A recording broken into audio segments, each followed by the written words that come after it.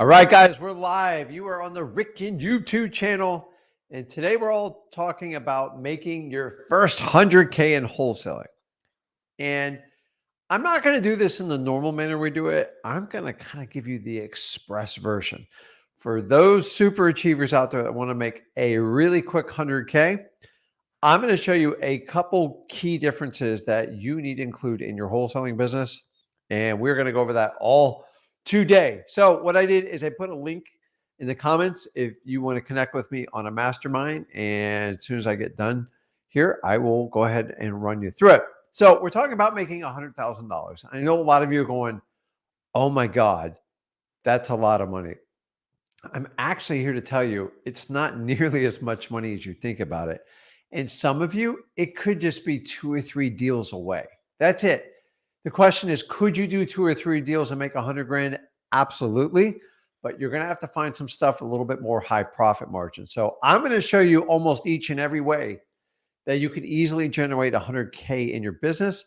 And then most importantly, I'm going to show you how you can consistently do this once you get in the flow of wholesaling. And it's not nearly as hard as you possibly think it is. So let's get into it because we got a lot to cover here today. And I need you guys to pay attention. So pick it up, guys. It's Monday. I know you guys had a nice long weekend. We are deep into the fall. And to me, it's an exciting time for wholesaling. So there's a couple things we have to do. We have to go through a checklist of things we have to do to make 100K in wholesaling. And the reason I like to do this checklist is so you guys completely understand that there's no accident making 100K in wholesaling. And honestly, the things I give you on this list, if you do not do them, most likely you're not going to make 100K, hands down. Forget about making in 1 month, even 1 year. If you do not go through the Rick Ginn wholesaling checklist of musts, then honestly, you're going to suffer. So let's go and start with the most simple and the basic, which you know exactly what I'm going to say. These have to be off-market properties. I'm sorry. When you have an on-market property, number one, most likely that seller and or realtor or broker is swinging for the fence for the highest and best price because they feel they have a very good property. And honestly, I don't even blame people for doing it. So off-market properties gives you an advantage when it comes to wholesaling. These are typically properties that nobody else is bidding on, that the seller needs help and a lot more than just selling the house. And number 3, you don't have to pay the most for the property because when somebody puts it on market, the highest bidder usually wins. And if you think about high bidding and wholesaling, they do not work together. So I've never seen someone be successful in wholesaling that deals with on-market properties. Can you do on-market properties? Absolutely. As a beginner, it is a complete nightmare. Trust me on this. You see, you need to find people that want to sell their properties, that you do not have a parade of other people constantly barraging them with offers. Because if you have that, then he or she who pays the most is the winner, and that actually would make you the loser in wholesaling. So make sure you absolutely understand that. Next thing, you have to be direct to seller. Without having that direct connection to the seller, AKA if you go through a realtor or a broker, you're never going to get the seller's true motivations. You're never going to get the truth of what's happening. And you are most likely going to get a lot of resistance from the broker or the realtor. Why? Because their ego is telling them, get as much money as you humanly can possibly get, no matter what the outcome is. If it takes them 6 months to find out that highest and best offer, that's what the seller's going to get. And 6 months is not going to be advantageous to you as a wholesaler. So if you go direct to seller, you can simply cut down on the chain. So did you ever remember that time you were in grade school and they did the little story where one person told another person, and by the time it got to full circle around, it had nothing to do with what they initially talked to it. And that's what happens when you don't go directly to the seller. You get a spin. And 9 times out of 10, you are not going to get the truth.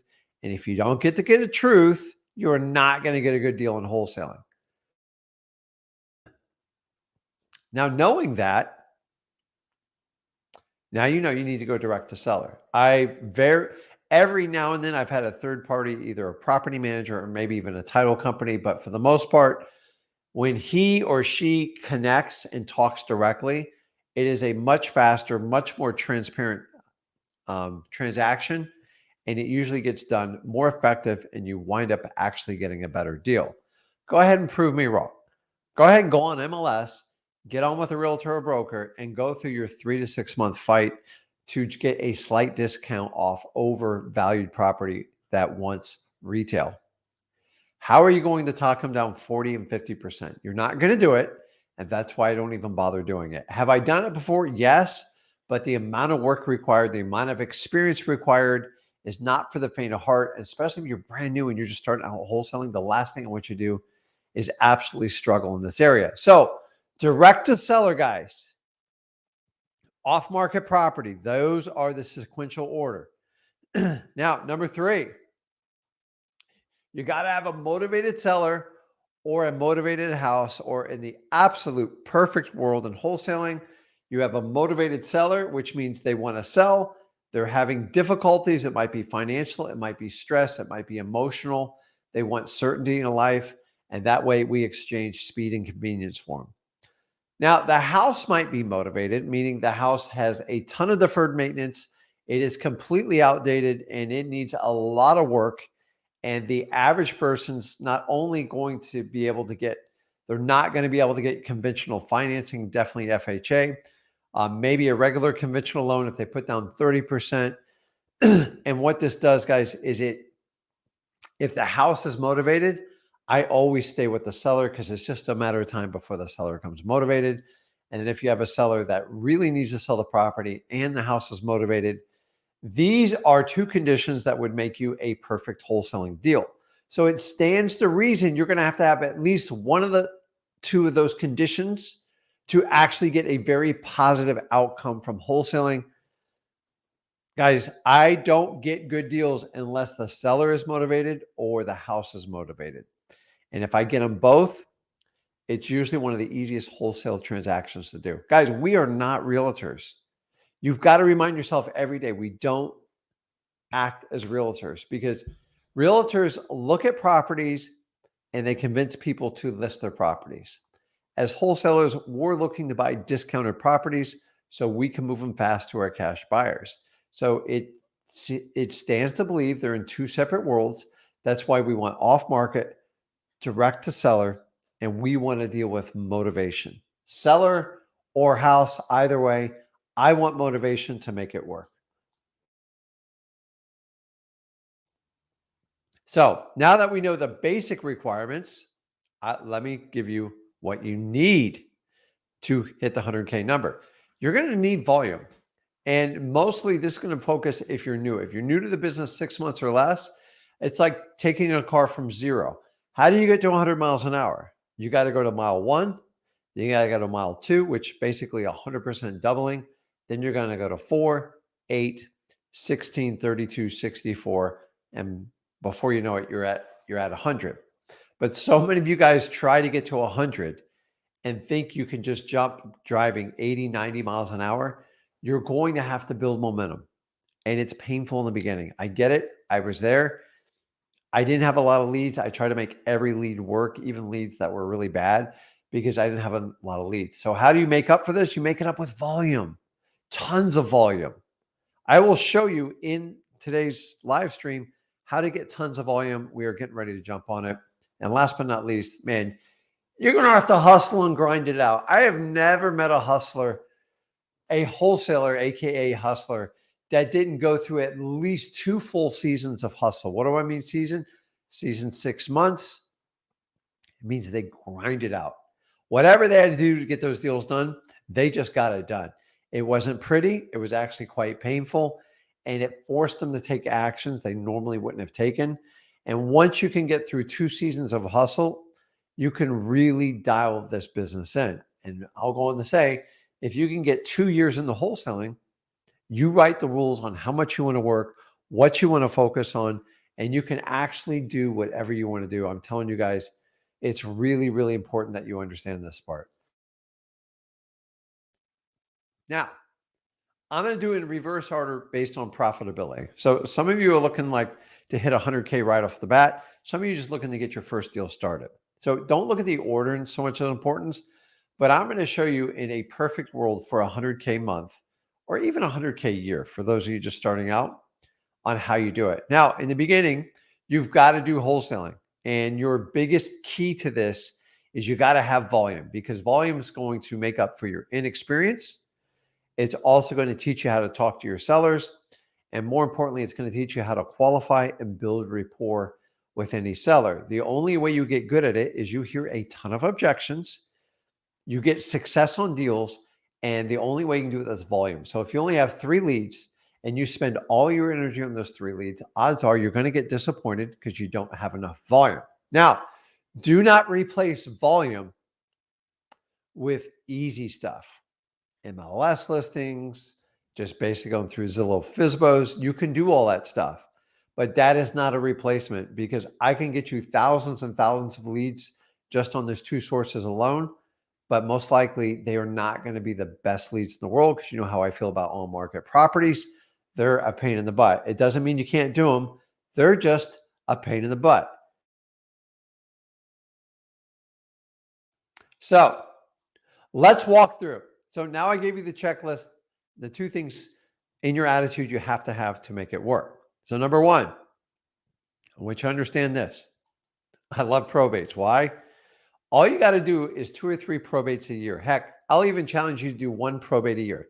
My average probate deal is 4 times more profitable than a standard assignment contract. So if you did 15 grand on your standard assignments, it is reasonable to say if you actually worked probates and did it consistently and didn't quit on, the 89th day, that 15 grand will turn into 45. But you got to be willing to put in the work. And it's not so much that it's a ton of work. It's actually, there's only so many leads. You basically mail them a letter. Some of you do sticky notes, but mailing a letter works very well, and getting contact with your PR. The problem is why most people don't like to do it, because they don't get instant results, and they feel if they don't get a deal within 3 months, it's not working. Probates don't work that way. And that's why they're 4 times as profitable, because if you can stick it out 6 months a year and just get 1, that's like doing 4 deals how you do on a normal deal. And not only that, most of these owners in the states you deal with, especially Florida, the owners are out of state, the properties are vacant, and they need a lot of work, and they need extra time to get a probate deal done. What does that mean? That extra time, especially as you a new beginner, gives you the luxury of taking months to sell your property, and you can sell it sometimes close to retail if it's not in too bad of a shape. And that's why probates make the absolute perfect wholesaling lead. High motivation. And number 2, they're easy to sell because you get very little resistance because they're vacant, and most of them have a lot of deferred maintenance, which means the seller doesn't want to fix it up, so they're willing to give a discount.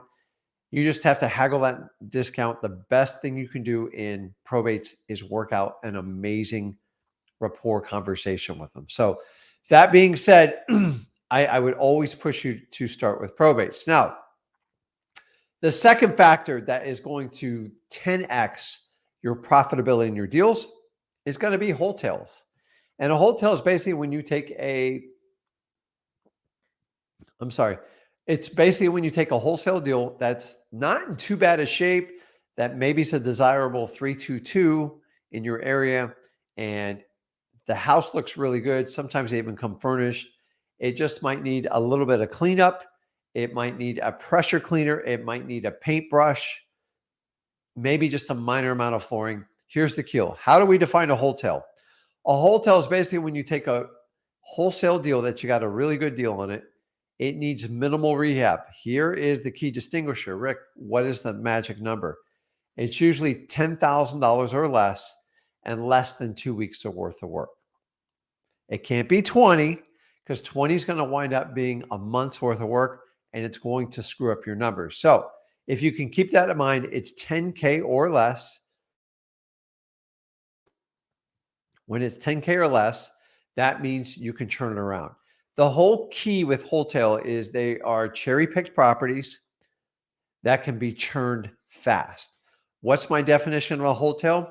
From the time you put it under contract to the time you sell it, no more than 90 days. On the 91st day, you sell it for whatever the market price is and move on with your life. Now you're thinking, man, Rick, 90 days is a long time. It's not at all. So if I was going to make $15,000 on a wholesale on a quick assignment, and all I have to do is a little pressure cleaning, maybe I got to put in a new fridge and pay a cleaning company to go and clean it, maybe paint one room, then I can turn that into 2.5 times the profit. Maybe the 15K goes to around 40. Here's the key is I'm in and out. I'm not doing the work. I'm going to pay someone to do it. And if I keep it to 10 grand, that should keep me under 2 weeks and I won't get stuck in this ridiculous rehab, which fix and flippers get stuck in every day in this market. That's the last thing I ever want you to do. So you have to incorporate wholesales and probates to consistently hit your 100K. That's what makes it super easy in my business. Now, I'm not going to let you off the hook and not do your regular wholesaling business. What do I mean by your regular wholesaling operations? I'm talking about the singles and the doubles that you have to hit to make deals work. How do we do that? Number one, we go after our government list. I'm not going to go through every government list. You guys know how to do it. And if you don't know how to do it, go over to freewholesaling.com. Me and Zach teach you step by step in detail every type of list that you can tack. And we want to look for lists with the highest motivations. So I'll give you a couple examples. I'm just going to give you like 3 of them because I can go on forever on this. You guys know that. But so if I'm doing probates, I'm doing wholesales, and I can just get a deal every other month, then all I have to do is fill it up with my regular wholesaling operation. Now, if you're just starting out, you've got to find places where you're going to find the most motivated sellers and the most motivated properties. And I've already given you how to do that. My favorite government list, hands down, is always going to be code violations. Why? Because where there's smoke, there's fire. It's really simple. People like let their grass get too high. They leave boards up on the windows. There's a hole in the roof. There's a blue tarp on the roof. After a while, the city gets called out. Either the city comes by and inspects it, or some sort of Karen neighbor rats you out. You know how fun they are. And if you don't fix it, you can be levied $100 per day fine against you. Governments are extremely inefficient in this manner, and they don't care what you say. Once they put that lien on your property with lawyers and stuff, it doesn't go away until you get it cleared up. And once it's recorded, you're pretty much in trouble on that. So I'm always going to attack code violations. How often should you pull that list? As often as you humanly possibly can without driving yourself nuts. There's no other way to tell you that. The next list I would attack, definitely going to be pre-foreclosures. And pre-foreclosures is basically someone that's behind on their mortgage payment. This is one of the easier lists to get because honestly, guys, it is public information and it's a lawsuit. So you should have zero. I mean, I repeat, zero resistance when getting pre-foreclosures. I absolutely love them. Now, another list I like, which you don't have to pull up every month.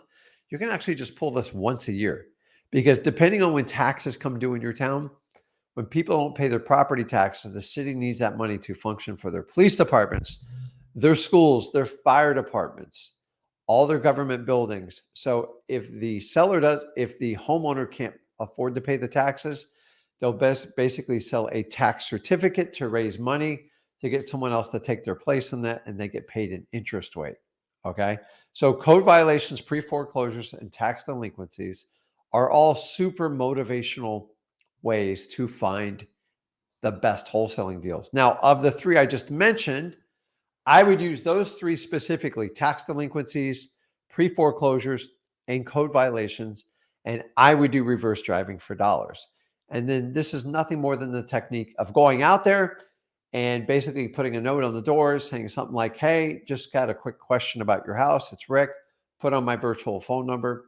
If I have 200 people on these lists, I go out and put out 200 sticky notes. You can do yellow. You can do pink. You can do lime green. I don't care what you do, whatever gets their attention. You can use the stamp to put them on there because people always answer these things. They have a high return rate, which means people that respond to it. And if I go out and put 230 people call me back, I just saved myself 170 painful conversations. It's extremely efficient with the advent of Ring doorbell and tools like Deal Machine, you can easily do this. It's actually really cool. So my other favorite list, which I'm never going to overlook, it is probably the most boring, the least sexy list, but it is driving for dollars. Because if you don't go out and do driving for dollars, it is like having a cheat sheet of properties that look bad, that are ugly, that definitely need help. And if you have that list and say you have a couple hundred people or 500 people on it, and say I had a list of 10,000 that I bought through a list broker, or I pulled them through PropStream or Batch, whatever, I have no idea how long it's going to take me to get to those lists. I'm probably going to wind up cold calling it. I'm going to do text, and I have to skip trace all those phone numbers. And keep in mind, guys, the driving for dollars, other than the skip trace part, you don't even have to do that if you do the reverse driving for dollars while you're doing it simultaneously, which is pretty cool. And it gets a lot of effect. But if I had 500 like ugly houses and then I had 10,000 high equity owners, the list of 500 is going to crush the 10,000 list because you get through the list faster. It's much more direct. There's a higher probability of getting a great wholesaling deal. The 10 grand, I have no idea. So the only way I can find out is either I got to cold call them and or text them, or basically do direct mail. And all that can be expensive. So if you're on a limited budget, which a lot of you are, and I get it, trust me, doing the driving for dollars is absolutely imperative. You have to do that. So I'm looking at your questions here.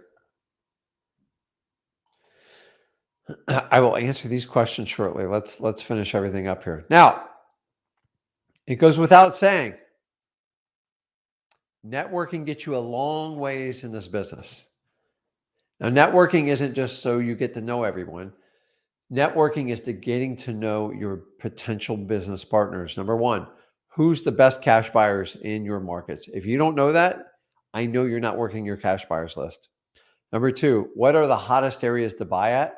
And where are the cash buyers buying? If you're not working with cash buyers, you don't have this intel and you are missing out. You see, the more intel and the more market data you can get, the more effective you can be in your marketing to find motivated sellers in wholesaling. Networking. If you're like, Rick, well, how do I do networking? Networking is really simple. You got to get in your car, get on your bike, get on your tennis shoes, and you got to go out and connect with people.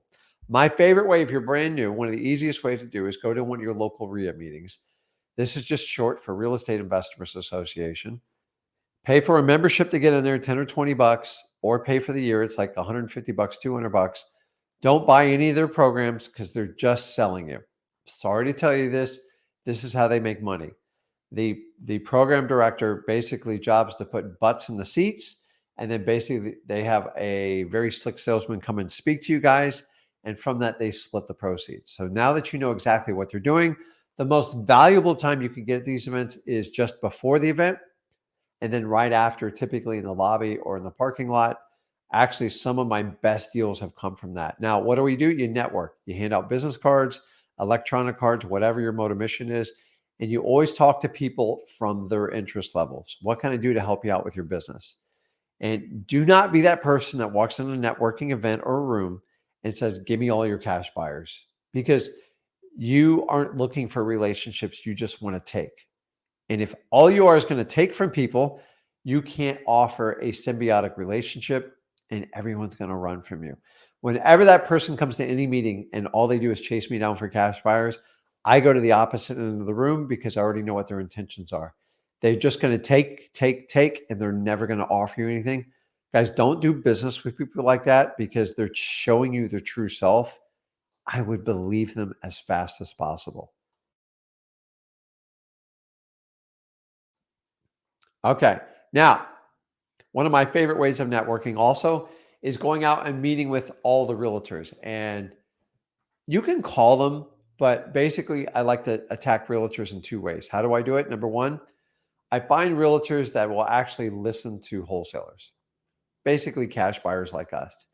And I try to teach them, if you ever have a house that's tired, weak, lonely, ugly, problems with the roof, not going to pass a conventional inspection, not going to get a conventional market, call me. I buy these houses for cash. I can pay your commissions. We move with speed. Why do I do that? Because realtors talk to 95% of the sellers out there. Eventually, they get properties. And most realtors will not admit when they do not work with cash buyers. Most realtors don't even slightly understand cash buyers. It is a dream for them, but they find them very difficult.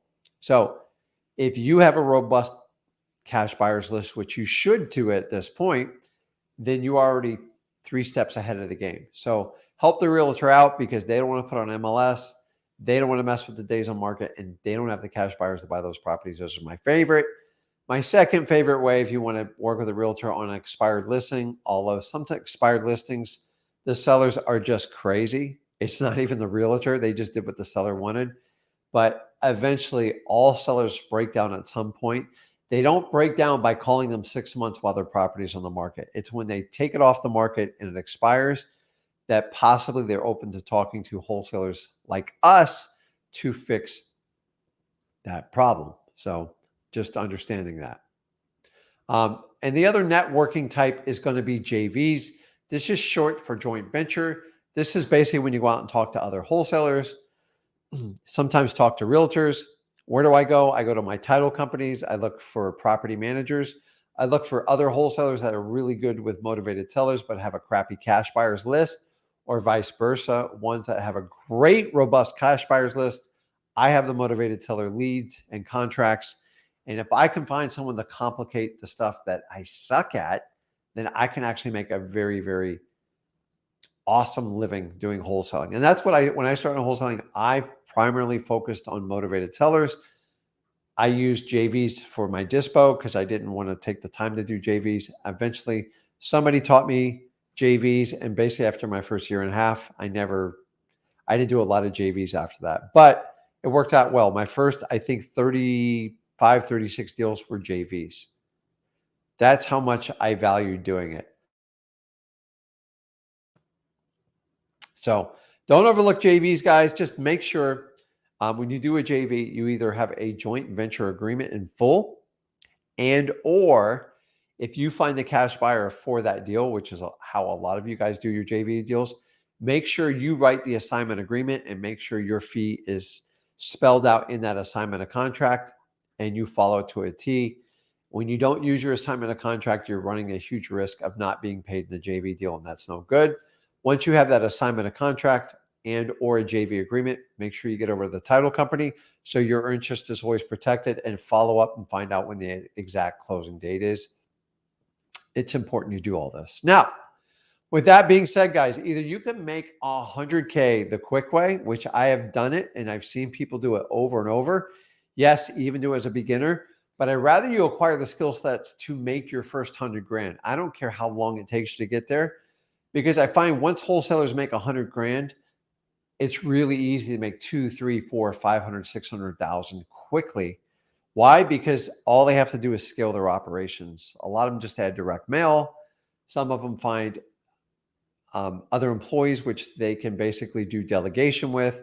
They bring in an acquisitions manager, they get a dispo person, and all of a sudden they can do a monstrous amount of deals. Remember, the whole goal is how much or how hard do you want to work in wholesaling?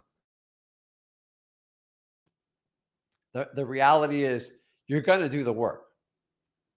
But honestly, if you can incorporate probates, if you can incorporate wholesale deals, once you make your normal 20 to 30 to 40 grand in wholesaling under your normal wholesaling operations, by rotating in those JVs and those wholesale deals, you can easily pop $100,000 months. I never thought it was possible, guys, and I'm just telling you to do it. I do it with such regular ease every month, and you should consider doing this too. So with that being said, let me jump over the comments and then we'll take some lives here. And let's see here. What's up, Junior? I appreciate it. What's up, Hillary? How's it going here? Okay, let me jump up at the top because I skipped a lot. Victor says, waiting for another cold calling of you and your son cold calling. Actually, I think we'll do that probably the next couple weeks here. I got to get Zach in the studio when I do it. We'll figure it out. Maybe we'll do that on Tuesday or Thursdays. I figured out. I do like that though. What's up, Winston? Um, do the same rules for. I'm not sure on that. I can't answer that.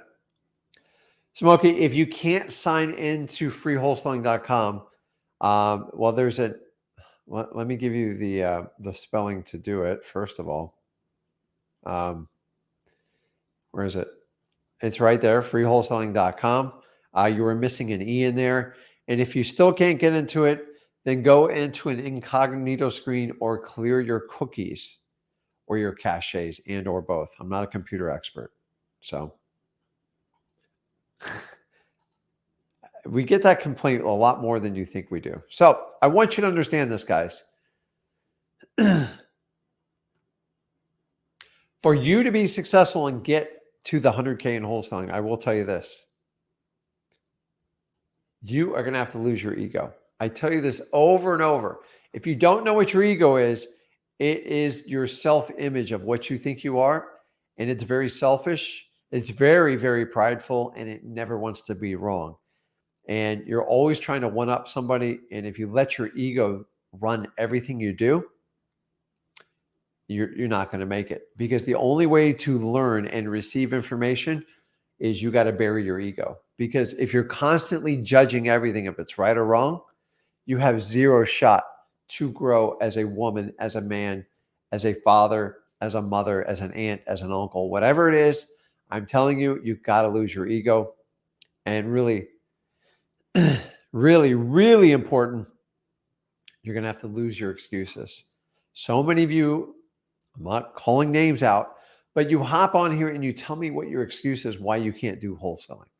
So why would you go on a live stream that's about wholesaling from a successful wholesaler and then get on this thing and like bitch about your circumstances? I can't fix them. I wasn't born with a silver spoon in my mouth. Zach definitely was. A lot of people go, oh, you just gave Zach everything. I didn't. I was brutal on Zach. And to really raise children in the right manner these days, if you truly want your kids to be successful, your job as a parent is to make them independent. And that's going to require struggle. And when you struggle, people find themselves. But the only way to truly struggle is you got to lose your ego and you've got to lose your excuses. If you don't lose your excuses, guys, you'll always have it. And if you have an excuse, you always have a reason why you want to do this. I want you to look at this quote here. You can either make 1,000,000 excuses or $1 million, but you can't do both. And I've never found a more truer quote than this one. 1,000,000 excuses or $1 million. It is completely up to you, because if you try to do both, you will get neither. Your excuses won't let you in. You won't make $1 million. So you ever met that person, just everything they tell us, like there's a reason why they can't do anything. After a while, they're unlimited the amount of excuses you can have. There can be reasons some people don't get things, but the reality is if you lose your excuses, you lose your ego, you find a way to navigate through those things to get the job done. But if you put up excuses all day, you'll never get it done. Listen, here's the reality. You got to get busy in your wholesaling journey. You got to do it. I've never met anyone that can skip the journey. I've had people come to me, Rick, I got 50, 100 grand. I'm gonna make this a piece of cake.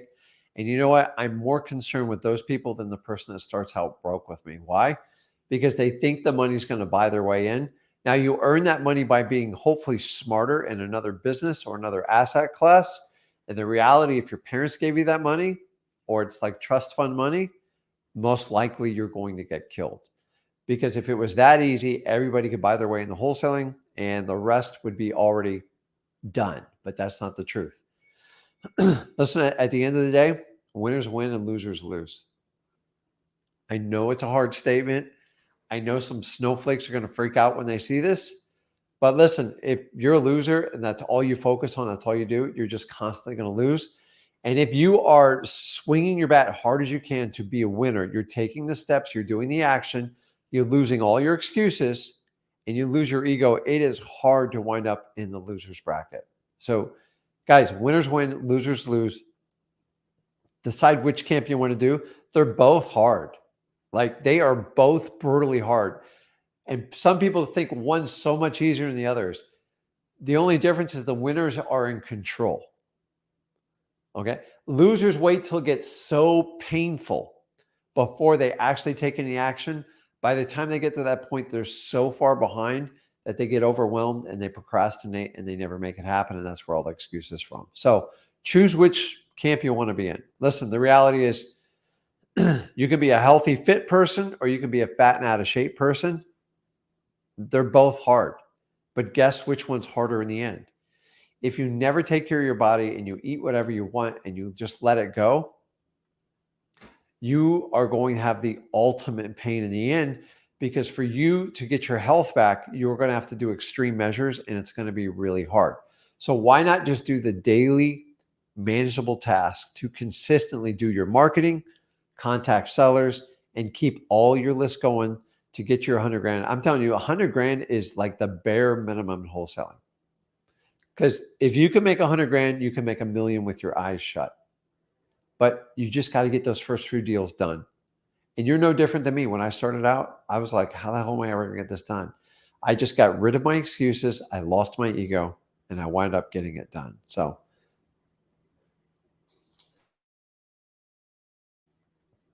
okay, let me see what questions we got. Let's see here. Wait a minute. Let's go down here. If-you're-wholesaling.com.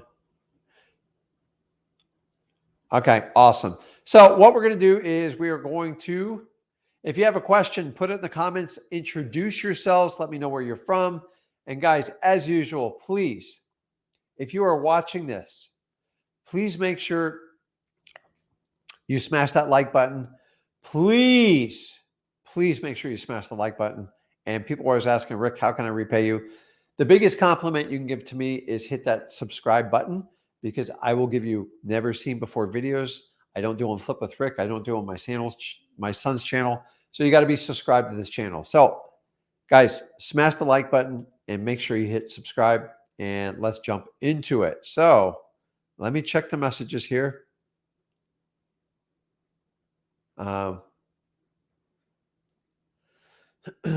da, da, da, da.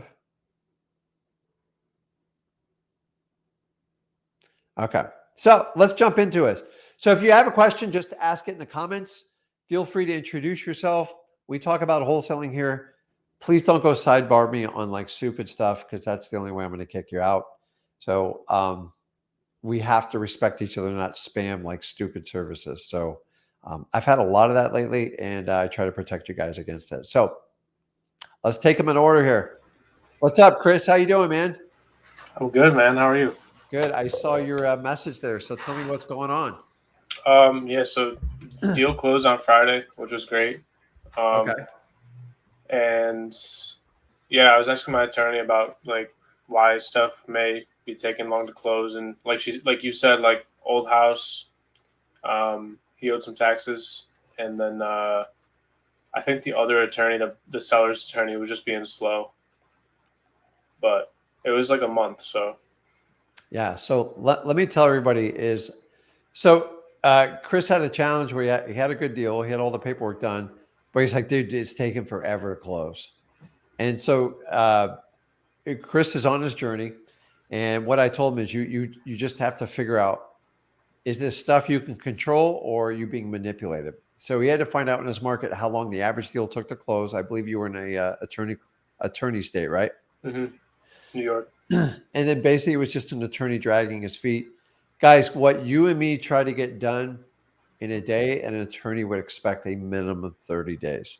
And I have some attorneys, I can only contact them like once a month. They act like they're the busiest people in the world, and it does drive you nuts. Some attorneys are just really bad and ruthless. And as long as the deal closed and it was like reasonable, stick with it. Every now and then, sometimes you have to replace attorney. But you got to, I always say, what's the norm? So if you close the deal like 1 week in your market and then you're struggling to get one done in like a month or two, if you're not using the same people, that can be the problem. But guys, some stuff you just can't control. Like as much as I want to get a deal done as fast as I can, I sometimes have to get attorneys to sign on, real estate agents and brokers to sign on, and then sometimes title companies. So the first and foremost, the one you want to be in the most control of is going to be the escrow or title company, because they only get paid when the deal closes. So they're usually on your side. If you guys pick a bad title company and they're super slow, the attorney's going to be 3 times slower. So knowing that, that's it. Why'd you wind up taking home on that deal? It was 10K. There you go, man. Like, Yeah. so you got to hit some like singles and doubles, like I guys talked to you about. Not every deal is a home run, but remember, I always look at risk versus reward when I do this. So if you look at, if you're going to go to Vegas, right, and you're going to bring $1,000, and the house is, what's the house has like a 55% advantage of you, whatever it is. It feels like 90 on me. When you do these wholesaling deals, I'm doing deals that are 80 to 90% every time. So if I did 10 deals, one might not work out. The numbers are always in my favor and I'll always make money, period. And that's the only thing when you get these, because in the end of the day, Chris, you weren't the one in control of the attorney. And sometimes if you push an attorney too hard, they like really make you pay for it with additional time. So I think that's awesome, man. What else going on? So I leveraged what you were talking about in this video, networking. I always go to RIA meetings, which is like, that's been something that's just made everything snowball way faster. It's a really good thing to do. But, so tell me your experiences with RIA meetings. Like what is the, I mean, I know I give you kind of quick crash courses on like how to do them, but like what do you find the sweet spot with connecting with people at your local RIAs? So there's 2 local RIAs and it's pretty much all the same people between both of them. But they have a coffee meetup every Tuesday that I go to. It's my favorite one. And it's very chill.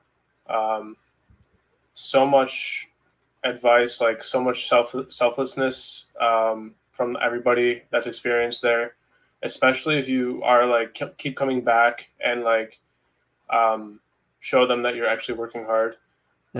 They'll just help you with everything. It's just been great. And then they have main events like once a month. So guys, they have like little coffee breakouts. Like they do a lunch at my local one. I try to go like once every 3 months.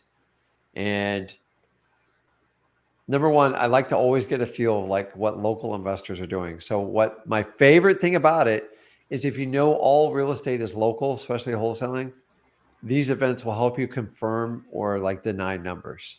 So if you're struggling with an area, you can find out quickly if people are having the same problem with like pricing, appraisals, certain houses in these neighborhoods.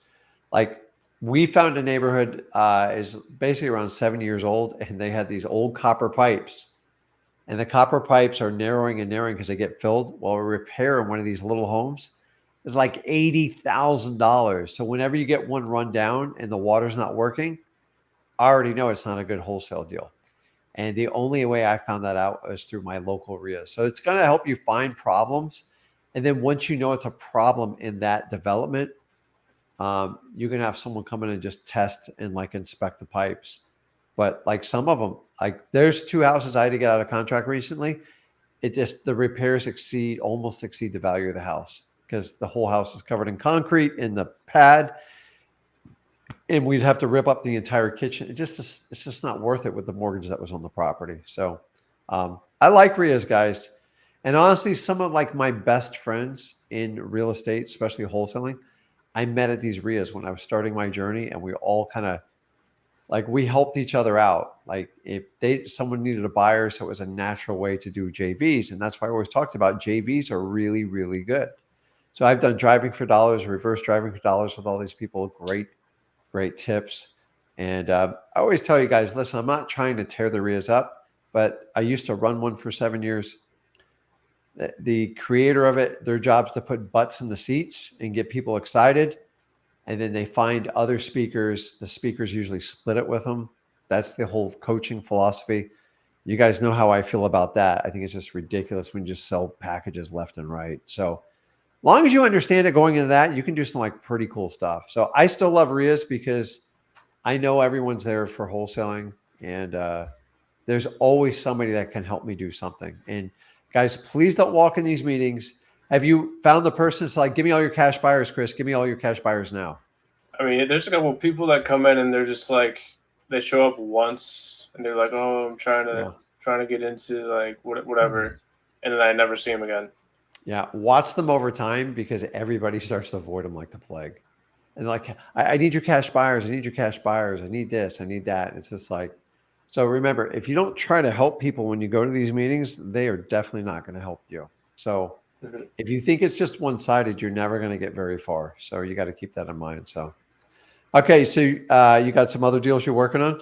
Oh yeah, I do. Okay. Well, so where I was going with the RIA is I met this guy, and can't really say much, but basically I got a list from him that I'm pretty sure like nobody has, and I don't know how to approach it. So the list is basically people that are it's a waiting list to live at a retirement home, basically. Got it. So when I call these people, I'm kind of wondering how to approach it. I started calling today, and I'm going to have to go back through it because a lot of them live in apartments and some of the addresses aren't there. So I'm just going to go through it, clean that out. But I just was going with like, hey, I see you own a property in this area. I'm actually looking to buy properties in this area. Was wondering if you or anyone you know has a property you'd be interested in getting an offer on. And nobody's like cussed me out or anything. There was one woman who actually said like, how did you even know? Like, but the rest of them were, I don't know if that's like the best way to approach it. It is because first of all, you can't tell them how you really got the info. No, If you're trying to protect your source, I assume, right? Yeah. Yeah. So I love that you're thinking outside the box. Just, I wouldn't, your list is not an easy one to get. You got to know somebody. So I would simply call them and go, hey, listen, I'm looking to buy more houses in your area. I know you've lived at this address for a while. Have you ever considered selling the property? And that's it. And that way you can't get in trouble. You're not stepping over the line. And then basically, if they have interest, which obviously you probably know they have, this is the whole advantage of any list you have. If I have a code violation list, I'm hoping they know they have a problem and I can be their solution for it. There's no difference in what you're doing there too. Now, in the old days, we used to get these lists from the director of like these retirement homes, but obviously they don't give out that list anymore. So guys, don't ask me to tell you how to get this list. If Chris wants to share it with you. Don't ask me. Yeah, but anyways, this is how I learned most of my lists, guys, by going to like local RIA meetings and finding out what type of list, what list are you having success with, and which list are you pulling to really kill it. And that's all you got to do with that. So, but maybe Chris one day will. I'm sure it's like a friend of a friend type of deal because it's not a list. Guys, don't go up and walk I don't into even know where he retirement got it communities from. and expect to get that list. So I had to I knew sign a somebody else who contract had before he access to gave it that to me. list, but they did have privilege rights to get it, and I'm pretty sure they get in trouble if they knew they were sharing it. So we'll protect your interest on there, make sure you don't do it. So just keep swinging the bat, Chris. And now that you know the norm in your market and how it works in your attorney state to close, then you should be able to close anything hopefully within 30 days. Maybe your probate take a little bit longer. So any other questions for me? Not really. I mean, Okay. do you ever do short sales? I'm very good at short sales. The problem with short sales is the United States government's gotten so involved in them. They're just a pain in the ass. Yeah. So number one, I will tell you this: the biggest problem I see with short sales, everybody thinks they can get out of paying for a property. It's hard to do now. You have to qualify just like you do bankruptcy, and most people don't qualify for bankruptcy. So a short sale basically means you owe more than the house is worth, and you're asking the bank to take a discount so you can get the asset sold. The challenge is the bank has a right to put a judgment for the deficiency on the homeowner, And unless you have some sort of incredible reason, horrifying accident, very, very tragic family event that can be documented, just losing your job is not going to free you from it. So keep in mind, guys, the banks don't own the property. The banks just service the loans, and they're in like billion-dollar portfolios. So a lot of you guys think the bank owns it. They're just the servicing. They're kind of like the paper pusher, and banks love for them to go on forever. So the average, I would say, the average short sale in today's market is going to take you 6 months, and it's going to be closer to 9. And here's the only way I like to do short sales. One day they'll come back and be prolific, but they're not overly prolific right now because of what's going on in our market. Is you have to control the listing, meaning you better know that realtor. So if you control the listing, the homeowner, and you're the cash buyer, you have a shot at doing it. And 9 times out of 10, you should not be negotiating the short sale. You can go out and find someone professionally to do it for you. Usually you can find title companies to do it, and you give them like $1,000, $1,500 if it goes through. So you do not want to negotiate them. The paperwork's brutal. The other biggest challenge with short sales is getting your homeowners, the seller, to cooperate, because every 60 to 90 days, they got to resubmit all financials, all banks. They got to do 2 years tax return. And if they're doing anything funky or something, they're never going to qualify it. So right off the bat, I've had doctors come to me want to do short sales. Like, they don't qualify. They're just looking to have a miracle, and you can't do that. So if there's a qualifying event and it's a good property, you do have a shot at it. And then keep in mind, most likely the bank's going to put a restriction. You can't resell the property within 90 days, and it's kind of messy, which means you have to find a way to actually fund it. You're never going to be able to sign that property. Now, there are some cute methods that gurus have taught all over the country, but they all borderline ethical issues, meaning like, you can pay me to switch this contract to do this and that, but if you really know about it, technically, I think you're committing fraud. That's why I don't do that crap anymore. So now I did short sales from 2009 to 2012, 13. Why? Because there was more short sales than regular listing out on the market. And that's the only reason I did it. So just to give you a heads up with that. So, but they might become more prolific. The biggest downfall you have with short sales is the bank. One or two things: they're going to do a 90-day resale restriction, which is illegal to do because the bank doesn't own the property. So the fact that they can institute that sucks. And then number two, a lot of them say you can't make more than a 20% profit from what you bought it for, which is even more bothersome to me. But because then you got to try to find a way to manipulate the numbers. And then once again, you come in like areas of fraud. So just keep in mind, there is a high failure rate with short sale properties, and some banks don't want to even hear any type of negotiation. So Wells Fargo's and like the lower end tiered banks are usually very difficult when doing them. And so you waste a lot of time. So I just let you guys know, when I did short sales, I would have between 30 and 50 properties going at all times. And you would get 2 or 3 that would always come out. And then the other ones, they just never worked. That's because you're going to have volume to make that work. So you have to have 100% control, Chris, because if the client's even difficult, the seller, you're just going to waste your time. And that's 9 times out of 10. They don't want to do tax returns. They don't want to give you bank stubs, and they don't want to give you their last, W-2s. And if you can't get that information every 90 days, they'll just kick you out of the short sale. Okay. All right. Yeah, Makes I'm working sense? with the brokers, so hopefully. And then the best person I find to help with a short sale is I usually go to the title company, and they'll do it for like a fee. But remember, a lot of them don't work out, so I don't prepay any of them. So if I give them 5 short sales and one works out, they get $1,000. They kind of lose out on the other 4. So it's not that great of a deal for them.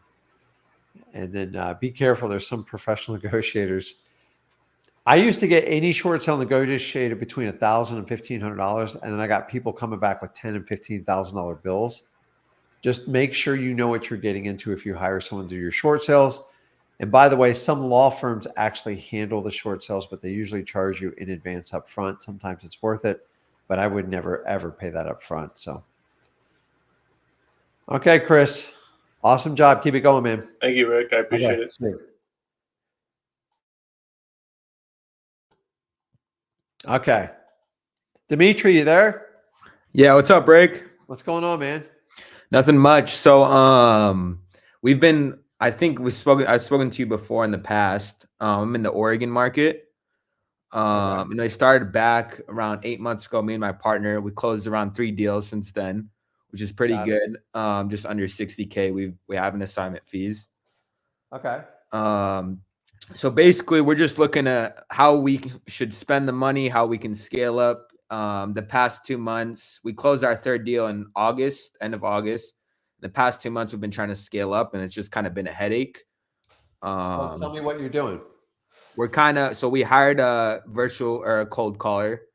So we're training them constantly, just to get leads and stuff. And since then, it's just been hard to get consistent leads every week to eventually get consistent deals. We're working to get 1 to 2 deals a month instead of doing a deal here, waiting a month or two. Yeah. So how did you get your first 3 deals? So first deal was off the code violation list from the dialer, cold call. Good job. Second deal was a probate, cold call.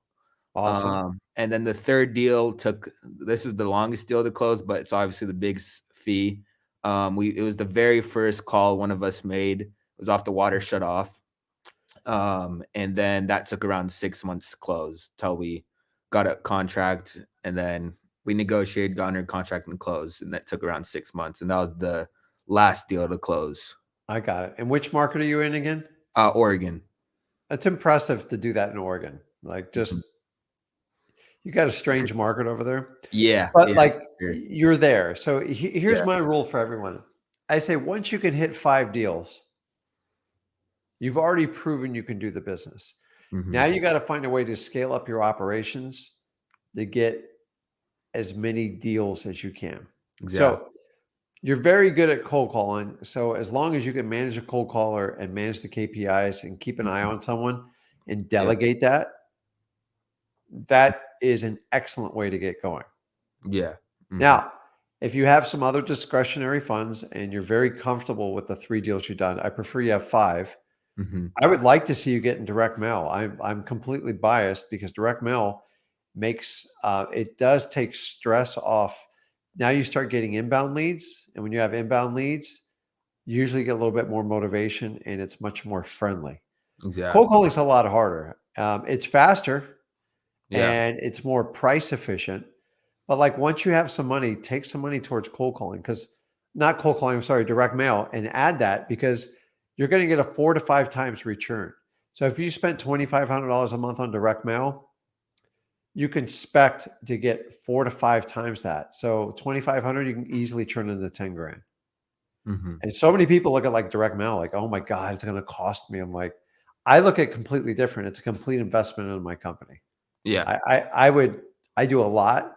And in the beginning, I was scared to death because I couldn't see how much money I was going to make. And you got to find a way to look past it to make that kind of money. And then after a while, you go like, my God, this is nice because we got an extra good like 10 to 20 leads coming in a month. And all I got to do is like close them at my current ratio and it's going to make like a ton of money. So it works well. So you need to expand on your cold calling. And I would go over to mailingmastery.com. Let me put it up here. I did the whole damn thing free. And it will kind of show you like, it'll explain the theory of how I do direct mail and it works very, very well. And Okay. I think you might not be there right now. It's up to you if you want to take the leap or not. But I'm telling you, Mailing Mastery is like one of the really cool things I did. And then I'll also put this on the bottom screen. It's up to you. It's not a requirement, Dimitri, but I do offer the Flip with Rick Plus. And right now I'm running a program where I'm doing partnerships. Now, what do I do with a partnership? It's a partner. It's people I actually partner up. I don't charge them any money for it. And we do direct mail together. And I actually have a meetings on Monday nights. I think I do it at 7. Okay. And only people who Flip with Rick Plus. The whole idea is it is extremely concentrated to direct mail. And then we break down your market. We come up with a budget and we show you how to consistently do it. Yeah. And people love that stuff. But like in Flip with Rick Plus, you basically have 4 or 5 extra days to talk to me and Zach, bounce business ideas off us, and help you with your marketing and the scaling of your operation. So I've given you a couple ideas. You can easily do it on your own. You don't need me to do it, but it is a nice one to have with me. And then that's how a lot of people are doing deals with me right now is you pay the marketing cost. I show you how to break down your market. We deep dive into it and we spend a lot of one-on-one time with you. And then Zach can break down cold calling even if you want to do that. So just ideas for you. Just expand your cold calling and look at direct mail and see what it would look like. And here's the key to direct mail. You got to come up with a 3-month budget commitment. If you come up with any less, don't do it. So for example, if you're going to spend $3,000 a month on direct mail, which is more than enough, that means you have to have $9,000 set aside so you can make it profitable. Yeah. Because in the beginning, you're starting from 0, trying to go to 100 miles an hour. It does take time. And you've got to like be very careful with your list. And the reason most people avoid direct mail in the beginning is they don't understand it. They're scared they're going to make a mistake and they think it's just going to cost them money. So $3,000, if I give you a 4 to 5 times return, that would be $15,000. And after a while, you're like, dude, I want to spend that every month.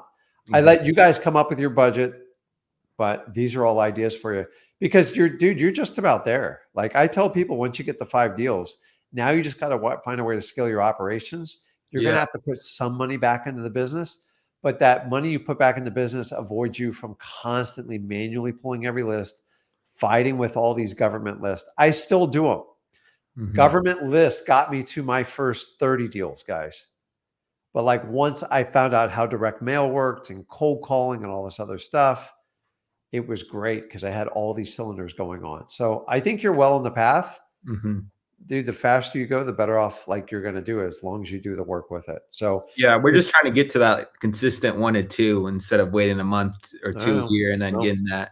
So yeah, that's the main goal. And I was actually in Flip with Rick Plus, but there's some, cause I'm under 18. There's something wrong with my like card and like identity issues and a lot of stuff happened. So we'll fix it if you ever want to get back in. But I'm just telling you, like me and Zach are doing more partner deals and everything like that. And I give, like, listen, I'll just tell everybody, I give preferential to Flip with Rick Plus because these people are committed. And my program's like, it is the best deal out there. That's all I'm going to say with it. So if you want to get back in, depending on when you joined, reach out to us. But like, I think it would benefit you greatly because you're just right on that edge.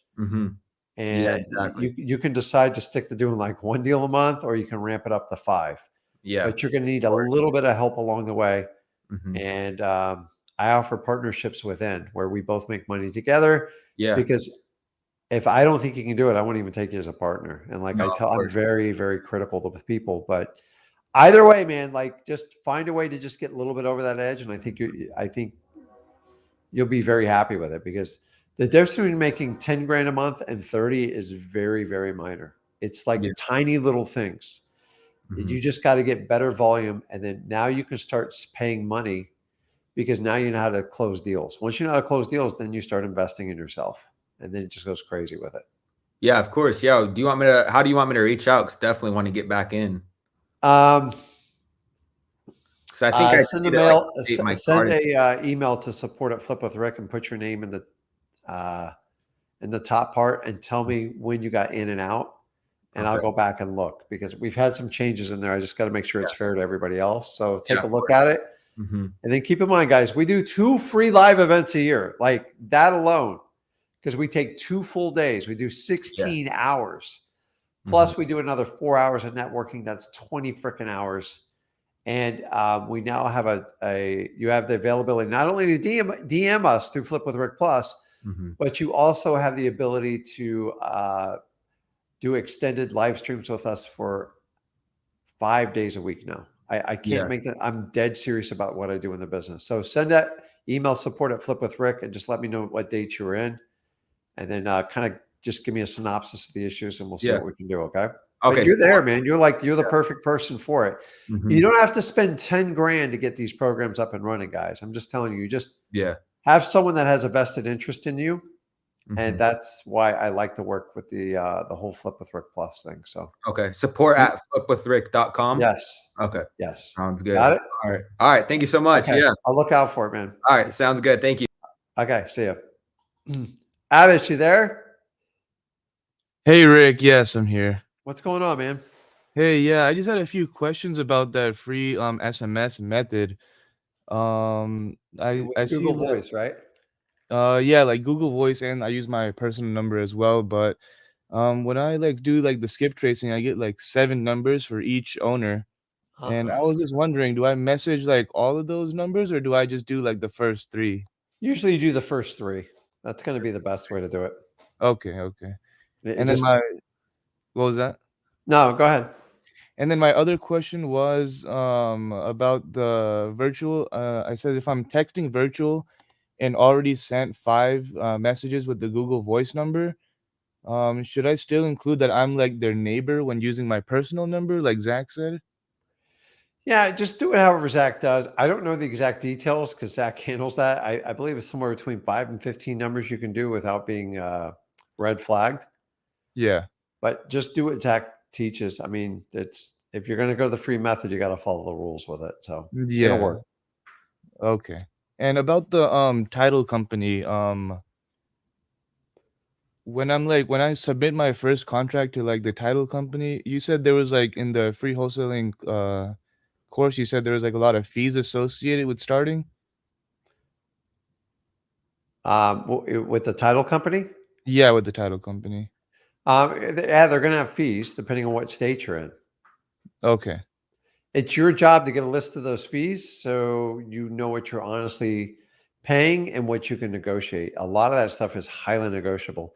People never ask title companies questions. Like I got it down to the penny. I know exactly what a deal is going to cost me.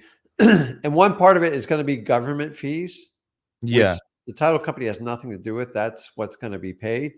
And you can break them down the per $1,000 of the transaction, like recording fees, documentary stamps, Yeah. stuff like that.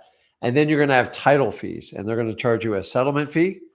And then they're going to charge you all the fees. They're kind of bull, like they're bull. Like I'm just going to tell you, like outside of the title insurance, they're all made up titles. You know why? Because I've dealt with hundreds of different title companies, and they all they'll call it a servicing fee. One will call it a lien research fee. It's Mm-hmm. ridiculous. So you want to become familiar with them, because once you become familiar with them, you'll Yeah. know if you're getting I've walked in the title companies and I'm like, what is this fee? I never agreed on it. And the Yeah. thing is, if you have all the fees and they gave them to you in advance Mm-hmm. and then they change it, like they can actually get in trouble for that. So you got to understand, when people get mortgages, they have to have the HUD delivered to them 3 days in advance, Yeah. through what they call a CD, a closure. It's not display, a closing disclosure. So I always tell people, find out what their numbers are. They're going to usually give you the most negotiable stuff up front. And then once you start to do some volume, then you can easily negotiate most of the title fees. You can't do the government fees. You can't And push any of those fees onto like the cash buyer or no? yeah, absolutely. Everything is. Okay. So for the most part, if you do wholesaling right, you can pass it on. But if you get much discounted rates with your title company, you can actually help your cash buyers off and even provide them a better service For sure. than Yeah. what a competing wholesaler is. But they're all going to ask you, what are the closing fees? So you might as well know them. And then what you can really do is start breaking down your closing fees to a percentage. So if you pay 200 grand for a property and it is like 2% on average to close, then you can spit some really fast numbers out when you're like trying to figure stuff out. But Mhm. if you do wholesaling right and you do an assignment of contract, you can pass the cost off the closer. But if they're outrageous, the new cash buyer is either going to get out of the deal or try to negotiate a new deal with you. So Yeah. because they always say, Rick, what's the closing fees? I go, they're the standard fees, and I go, listen, it's basically 2.25% in our county. And 2.25 means I just multiply it by my sales price, and that's what they should expect to pay in fees roughly. Okay. 2.25. Well, it's different. Listen, it's anywhere between 1 and like 2.5%, depending on which state you're in. Okay. Okay. So between 1% and 3% on average, depending on where you're at. Okay. And just So, to like, clarify if you about, buy a house for 100 grand, you kind of know if it was 1.5%, it's about $1,500 in closing fees. okay. Yeah. Just makes it easy. I hate Uh-huh. when people are like, until I know the closing cost, I can't do it. I go, so you're willing to pay me 300 grand for the property, and you're going to let like 2 or 3 grand stop you from buying? It's ridiculous. So Yeah. I Might just, not be. I always figure it out and I move on, because I don't want to wait 3 hours for them to calculate it and call me back. I go, just assume it's about 2,500 bucks. And Mm-hmm. sometimes to get them to take action, if I have to really move the property fast, I say, listen, anything over 2,500 bucks, I'll pick up on my side, or it'll come out of the seller's portion on liens. And usually I'm overestimating it, and they're like pleasantly surprised. That's Yeah. it. But Mm-hmm. you got to ask for the fees from the title company. I've watched title companies vary their closing fees by $2,000 or $3,000, just because if you don't ask, they tend to jack the fees up. Sorry, Okay. title companies, it's the truth. Yeah. They know people who close on a regular basis and people who don't. They whack the hell out of people who buy properties for full value. It's expensive. So Yeah. just keep it in mind. Okay. And just going back to my question about like the double whammy script, like Zach doesn't talk about like if I'm like texting from my personal number, if I should say neighbor to like, the goal is to like get a response first, right? But Yes. yeah, so he doesn't say like if I should put if I'm the neighbor, if I'm texting using my personal number, because I'm in the Dayton, Ohio market, but I live in Georgia. Okay. Yeah, so I'm just confused on should I put I'm their neighbor or no if I'm Well, with my. listen, you have to use something to just so you don't do the standard, are you selling your house, and you get a yes, no answer. Yes, So by doing that, everyone's always worried, well, what if they call me to the table, Rick? What if they find out I'm not their neighbor? exactly. Yeah. I wouldn't be so worried about it, and just or you can use that. My partner drove by the house and thinks it would be a great addition to our portfolio, and you Yeah. can do it like that. And you have a partner that drives around. I'm sure maybe you have some sort of boots on the ground that helps you in Dayton over there, but it wouldn't be hard even to find someone like that. So Yeah. listen, if you're going to do it, just make sure you can cover your statement on it. That's all. Remember, the whole point is get them to engaged, because if they don't engage you, there's nothing you can do. So Mhm. sometimes we do have to take some bold risks. I'm not telling you to outright lie to people, but if you got boots on the grounds or you got a business partner, then you can easily blame it on them when they do it. That you just can't sit there with your mouth open like, oh my God, I just got caught. Yeah. No, I was gonna It, tell them like my parents live out there and I go visit them, and when I Yeah, go I visit, got family out there, and I got a business partner who actually drove by it. Thought it was a really cool house. I go, can we talk about it? And that's it. Remember, you just got to get back to a qualification, and that's it. So when yes, you sir. cold call, you're just trying to find, number one, if I'm going through 1,000 people, I got to find the ones that are interested, and then I'm going to qualify them. Mhm. But if you don't get past, like, if they're interested, there's no point in going through the rest of the jargon. So I'm all about pushing the limit between the double whammy script and just saying, listen, you drove by the house, looks like it's a great house, and do something of to that liking. Because once you're confident in your answer, remember, every outcome in life is just based upon your interpretation of it. So if you feel like you didn't look at the house, something like that, find a way that you did. Yeah. Okay.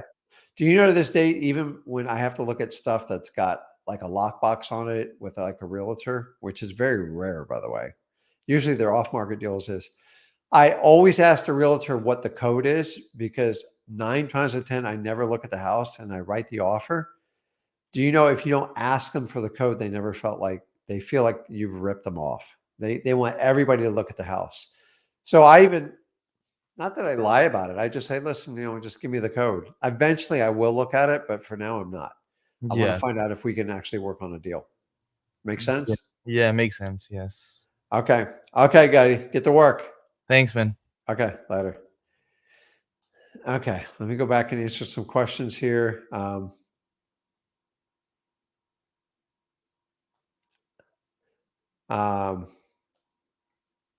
so a lot of people are asking for like the flip with Rick, guys. It's actually, you can get in for free. by doing a deal with me through sellmypaper.com. I have a lot of people in there that all you have to do is do one deal with me a year, and Flip with Rick Plus is free. Now, if you want to cut to the line, we basically charge $4.99 for the first month, and it is $99 every month after that. You get 2 free live events. You get 4 live streams a week, and then plus you get me and Zach's personal DM. I can't make a better solution for you. I think it's a great deal, but it's up to you in how you want to navigate that. So let's see what else here. Because remember, guys, when I first initially offered you, I go, I'm going to give you a deal of a lifetime. The people that took me off on it, they're set for life on it. But like, honestly, guys, my program is like an eighth of everybody else's. And I have to have some sort of like minor filter to get people in there. But people who really want to blow up their business and have a great deal, you can't screw that up. Daxis, if you have a great deal, you can check out sellmypaper.com, or you can even send it to me at support@flipwithrick. So I just got done doing 3 deals, great deals from people I didn't even know. And my favorite deals are deals I do in Flip with Rick Plus, because they're just a little bit more serious about it. So, okay, let's jump over here. And Ivan, you there? Rick Young. Yeah, man. What's going on? Oh man, how you doing? Good, man. How are you? It's awesome, man. Speaking to you, man. Likewise. I have my first deal and it's closing Friday, but the title company is hit me across the head for like $7,000. I'm doing a double closing because of the lawyer. He fought me tooth and nail. It almost seems like he wanted the deal because the deal is out of Coral Springs, and the lawyer that she went and got is out of Coral Springs. And it was such a good deal. The ARV is about 520, 530. I got it for like 380, and I'm selling it to the end buyer for 400,000. And you should have just called me and partnered up with me on that. listen, I tried to get to you guys, and it's been like so. I don't know. I won't say hard because you guys. Listen, I spent a lot of my life in Coral Springs. I know. I know. You said that last time I was on. I know it well. So very, very desirable neighborhood. So have you closed on it yet? Friday. So there. So who's making you do the double closing? The lawyer. See, so I initially gave him my contract, and they said that they do not recognize the contract. So what they did, the lawyer gave me what is called a realtor's contract to sign, and he marked it not assignable. So I argued with him to change that, and he convinced the seller to. I'm a AC technician, right? And this is one of my customers. Okay. But she went and got a lawyer, and the lawyer said, okay, if it's assignable, it can go on past 30 days. Something he said to convince her not to agree on the assignability. So I was forced to do a double closing. The double closing, the closing cost me about $7,000. I'm doing transactional funding. That's 1%. That's nearly $10,000, right? I know. So let me ask you, how did this attorney get into the deal? That she sold her house years ago, and she knows this, and she moved to Boca. So now her mother has fell ill, and she just said, I want to sell it. And I was just in position to like, okay, I'll buy it. Well, I tell you what, so you originally had an assignable contract with your seller though, right? Originally, yes. Why did you change that? No, she took my contract to the attorney, and the attorney said, listen, go with this contract. This contract is not official. She was scared. She has the power of attorney over her mother, and she don't want to like get scammed or. So I had to give her some type of comfort. No, in I doing got it. so. But like saying in a contract's officials kind of it's ironic. But so listen, the bottom line is you got the deal, you're going to get it done. The double closing sucks because you're giving up the transactional funding plus the another closing set. And this is what attorneys do. They just get their claws into everything. So That's what it is. you always want to go direct to seller. And remember, if you take care of people and you help them out, you wouldn't have screwed her, right? Yeah, you would have taken care of her anyway. Of course. You actually probably could have given her some more money and you could have sold it for like a higher price. But like, listen, don't go back. You're never going to get killed taking a profit. But when an attorney asks you to change paperwork, sometimes you have to stay a little bit strong. And here's what I would have told the attorney. If you want me to add some stuff to it, I'll add it to it. But me and the seller have a fundamental contract. The state of Florida recognizes it. The federal government recognizes it. I'm not sure why you wouldn't recognize it. I don't need him to recognize it. I don't need him to do it. They do it till they get their like claws into you. So you got to be strong in the future and go, listen, I always meet with the seller. Go, listen, you're more than welcome to have the attorney look it over, but we have an agreement. If you want to add something to the contract, I'll add it. But when they want to take it away, that's where I go, no. I'm not taking stuff away from the contract. That's what we agreed upon. And the only reason he does it is because he gets more fees. Is he part of the, does he own the title company? No, I took him to my title company. Yeah. Yeah, so he doesn't own because the title I company. would, if he advised that, I would say my title company says, my title company says they recognize the contract and it's perfectly legal and they can easily get this closed and write title insurance on it. What is your problem with it? And go, listen, if you can send me an email and tell me what specific language you want into it, I'll consider it. And you got to hold tight. When someone says your contract's not official, that's the biggest bullshit line you've ever heard, right? Yeah, I know. That's I know, but the you seller can do it on a doesn't know cocktail that. napkin. Right. So And I had to argue even my EMD. He wanted $5,000. Yeah. And I told the seller, I went back to the seller. I say, listen, if I gave you $1, that would have solidified the contract. I said, I'm not going to tie up $5,000. I wound up giving them $1,000 to tie up though. But I know. But listen, just look, like, don't ever give up your rights on a contract. Yeah. And then you appease your seller by having them talk to your title company, and your title company goes, listen, it's completely legit. Everything's fine. If he wants to add some language, you'll consider it. But like, here's what I tell every attorney: you're late to the party. I'm not changing my entire business to make your business better. Right. So, and then I always reassure the seller. And that's so in the future, don't let a lawyer try to manipulate. Saying things it's not official. What is there? There's no such thing as an official contract. It's a unicorn. So you're fine. Just double close it. Like, get your money.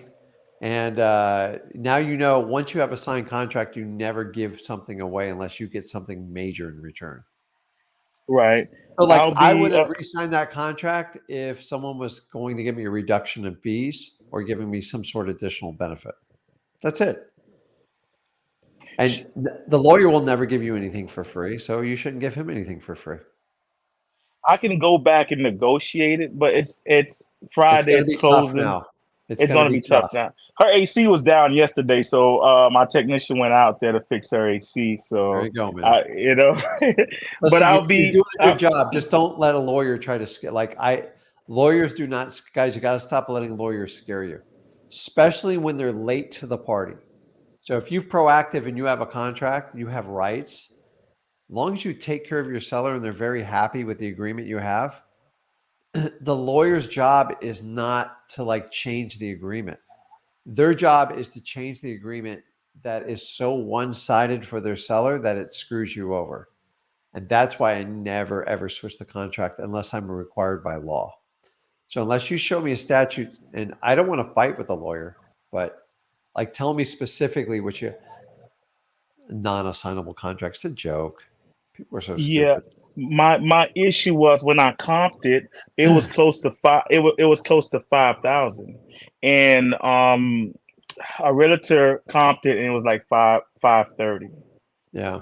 You know, but the first thing I do after I close is sign up with Flip with Rick Plus. Okay. So I'll be on the Do team. that, and I will help you. I will cut your learning curve like way down. I And know. plus, if you want to do Coral Springs, I know it really well. So Okay, thank you. I've been watching you guys for 3 years. You guys are Okay. awesome. okay, All right, awesome thank you. job. Okay, let us know how it works out. Awesome. Okay, Okay, we'll do. safe, Bye. guys. Okay, guys. Man, a lot of people are doing deals on here. So, guys, make sure that you guys are out there. You are looking for motivated sellers. Okay, you can't just look at properties for sale. Go out there, find motivated sellers, get deals done. Remember, you can either make a million excuses or you can make $1 million, but you can't do both. Guys, this is Rick Ginn, and I will see you guys. Actually, I'm going to be on Flip with Rick live tomorrow at 1 p.m. So if you want to jump over, we'll continue the conversation. I got a really fun topic, and I'll see you guys tomorrow. See you.